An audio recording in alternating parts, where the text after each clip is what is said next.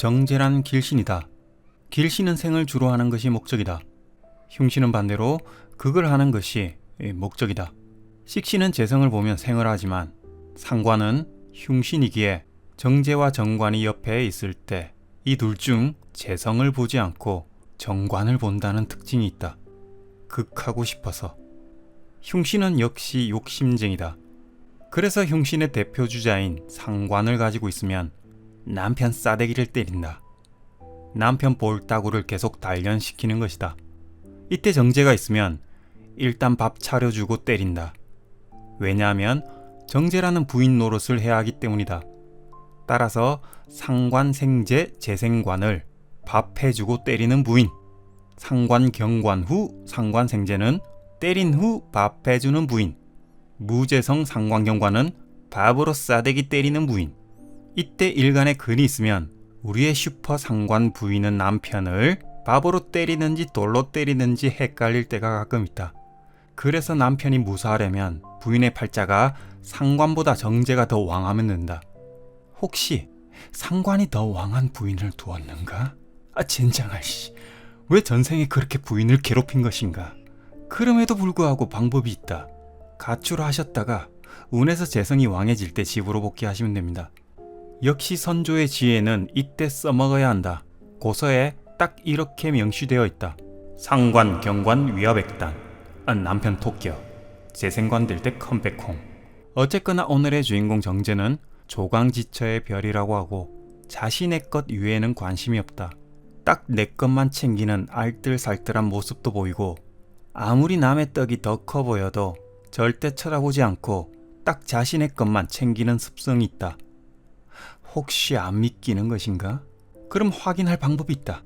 남편 팔자에서 천간 정제가 있으면 물어보면 된다.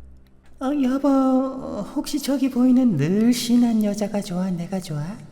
또는 옆집 아줌마 예쁘던데 혹시 침 흘리면서 본 적 있어? 이렇게 물어보면 무조건 없다고 할 것이다.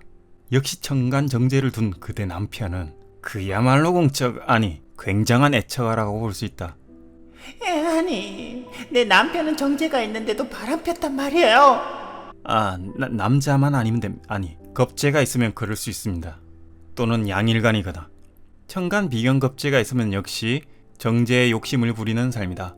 여기서 비견은 우리, 조직, 가정이라는 단어가 들어가 있다. 그래서 비견 정제는 가정이나 조직을 위해 재물 욕심을 부리는 것이라면 겁재는 우리가 아닌 나만을 위해 재물 욕심을 부린다.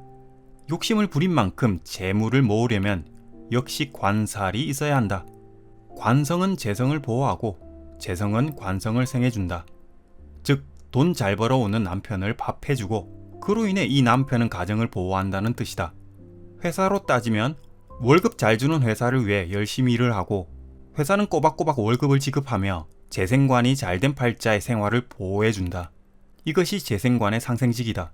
그냥 생이 아닌 상생이란 이렇게 서로 주거니 받거니가 잘 되는 것을 말한다. 한쪽에서만 잘해준다면 서로 보완해주는 상생이 아닌 그냥 생을 받으려고 하는 욕심일 뿐이라 언제든 생이 끊길 수 있다. 그래서 천간의 글자가 지지의 뿌리를 둔 것이 상생의 조건이 된다. 천간이라는 생각도 하면서 실천까지 하니 말뿐이 아닌 육신이 된다. 따라서 천간 정제를 두었다고 한다면 지지에 이 정제의 뿌리가 있어야 실천을 하는 직접적 행위가 나온다. 지지에서만 정제가 없다면 지지 정제의 운에서만 실천을 한다는 것이다. 만약 기축일주 여명이 진토운이 온다면 축중개수가 진중을목에게 생을 해주니 재생관이라는 실천이 이루어진다. 허나 형충파에서 파를 일으키기에 동관계 때문에 해줄 수밖에 없다는 것이고 이놈의 남편은 허구한 날 밖에서 술만 퍼마시다가 돈을 다 쓸 것이 분명하니 어쩔 수 없이 생활비라도 제대로 받기 위해 재생관을 딱 그 운에만 해주기로 한 것이다. 아주 기가 막히고 코가 막히는 인생사에서 우리는 언제나 인생 공부를 즐기며 살고 있다. 이 영상을 시청하는 모든 분들에게 치구라는 공간에서 태어난 것을 축하드립니다.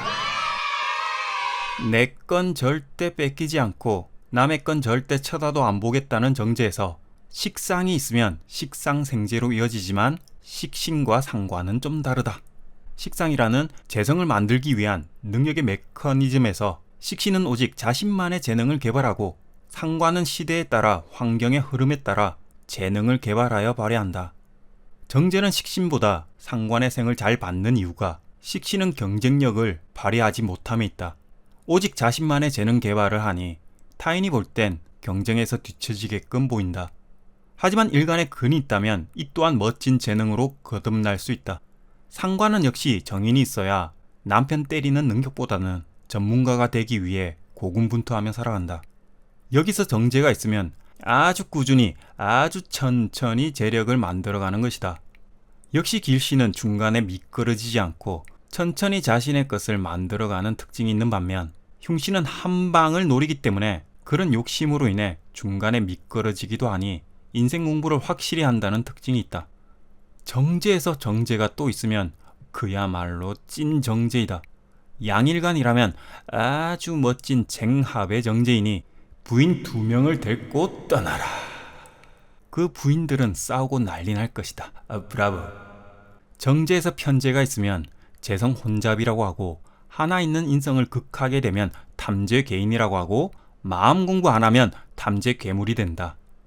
정제에서 관성이 있으면 재성에 대한 보호 및 확장이 일어난다. 정관은 계획에 맞게 규칙을 만들어가니 알뜰살뜰 지키는 모습으로 나타나고 편관은 계획과 규칙을 준수하지 않으니 한 방을 노리다 한 방에 훅 갈 수 있다. 즉 월급을 잘 주는 회사, 월급을 잘 받아오는 남편에게 가끔 뻥튀기 하려고 덤벼드는 것이니 투자 잘못해서 재생살 걸려 날린다는 것이다. 남편한테 뭔가 한 방을 바라며 밥 잘 차려주고 밖에서 다른 부인한테 얻어먹고 오는 지랄 같은 불상사가 발생할 수 있는 이 자체를 재생살이라고도 한다. 원래 편제와 정관 또는 정제와 편관이 있는 조합은 재성이 관성을 삐딱하게 바라보는 조합이다. 그럼 이런 질문을 할 수 있다. 아니 그 새끼 성격이 지랄 같아요. 세상은 언제나 한치의 오차 없이 일체 유심조로 돌아갑니다. 내 마음에서 비친 남편이 곧 자신의 모습이라는 거 잊지 마세요. 정제의 인성이 있으면 경제적 활동 영역에서 지적인 두뇌를 풀가동시키는 것이다. 특히 음일간에서 정제와 편인이 있으면 합을 하기에 경제적인 측면에서 아주 재테크를 기가 막히게 하며 살아가는 것이다.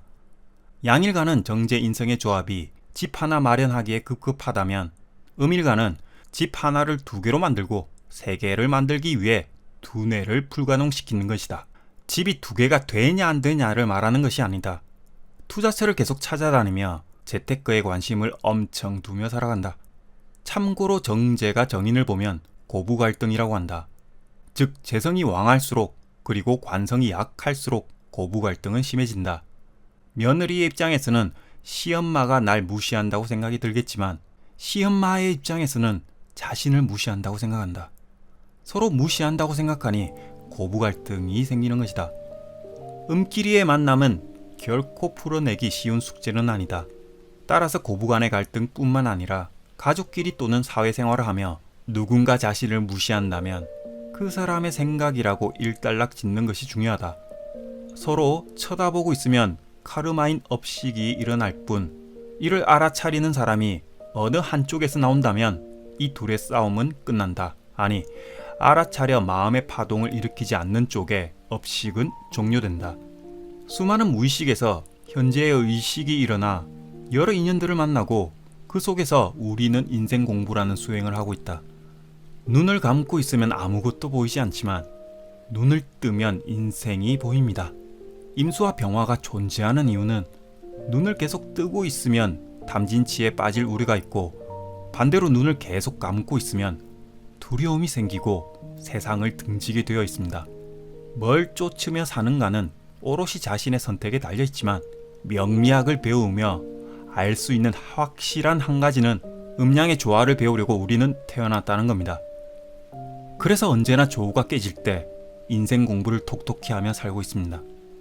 너무 음으로 몰리게 되면 정신적 문제를 일으키고 너무 양으로 가면 자신의 몸을 혹사해 건강에 문제를 야기하듯 음양의 조화가 깨질 때 문제가 발생한다는 것을 우리는 명리학을 통해 배우고 있습니다. 우주 만물에는 음양이 없으면 존재할 이유도 가치도 없습니다. 남녀가 존재하고 밤낮이 존재하고 하늘과 땅이 존재하니 음양의 조화 속에서 우리는 성장을 하고 있습니다. 수많은 갈등과 번뇌는 이런 음양이 깨질 때 발생하니 퇴가불급이라고 했습니다.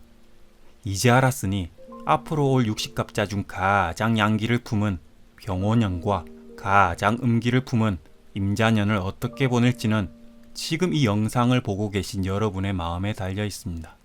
감사합니다.